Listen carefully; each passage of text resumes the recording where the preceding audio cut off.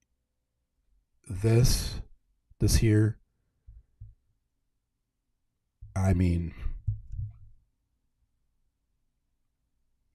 this is to me this is just another variation of a pod. So that's what I've got for you. Anyway, I hope you appreciate the live, and if you are somebody that has access to a sponsor, let me know, and wants to get into wants to help support the conference that I'm going to be putting on. I'd appreciate that. As for next things that I have going on, I'm currently putting together an event about a young man who was not expected to live past the age of 2. 26 rods in his back, each through a feeding tube. He's 29 years old. So I'm planning on putting together I've been putting together a package for that. And that's the next thing I'm going to be putting on. And then after that, we're going to be doing some more stuff. So stay tuned. I refuse to bring anything I don't believe has value. So I hope everybody can appreciate that. Anyway, I am... Nope. That thing said record scratch. That was not a record scratch. Anyway, I gotta go. Love you all. Have a great night. That also sucks.